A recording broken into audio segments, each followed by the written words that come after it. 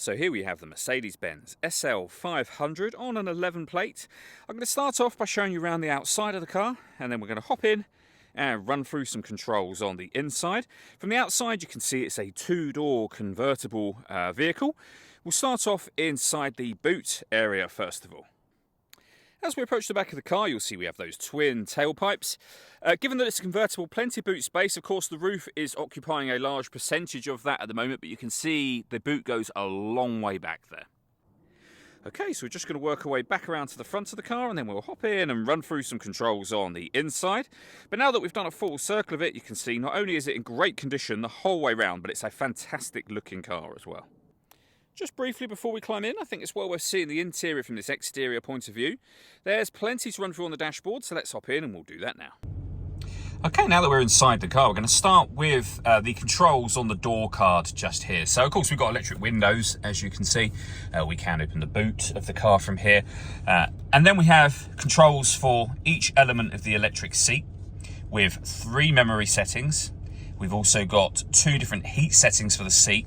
And you can turn on, again with 3 different adjustment levels, the heated collar for the car. So both driver and passenger seats have these buttons. That simply means that you can blow hot air onto your neck.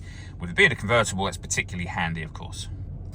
And then we're going to move on to the dials. We've got the coolant temperature gauge on the left, followed by the speedometer, the rev counter, and the fuel gauge. You can see the total miles of this car. They are only 43,012, so very low mileage. If we back out to the steering wheel, we have buttons here that will change information displayed within that central section just up here.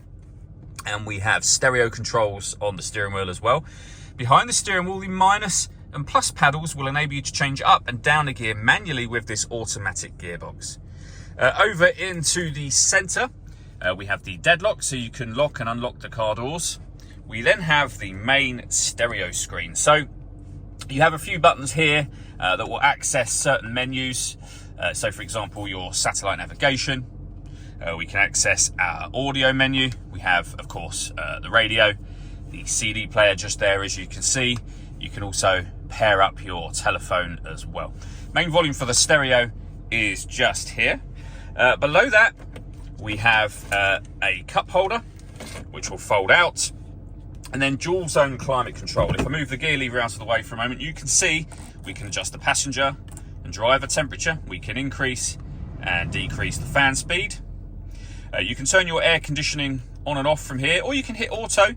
The car will now maintain the temperatures you've asked for by itself, taking full control of the fan speed and direction of the air for you. And you can make any manual adjustment. You'll see auto has now gone off.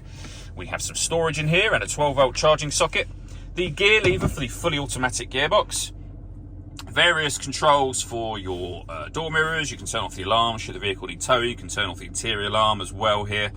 And then you have the controls for the roof. Lifting this all the way back will open the roof, and pushing it this way will close the roof, which I'll show you now. So with that button pulled all the way back, you'll see the tailgate start to open at the rear of the vehicle. That's to allow the roof to fold into that section. And once that happens, the roof operation itself is actually very, very quick, as you can see. That will fold back down now, and it's done. All that leaves me to say is thank you for taking the time to watch this video. If you'd like to come and see the car for yourself and have a test drive, please feel free to give us a call here at West Horsley Motors. We'd love to hear from you soon.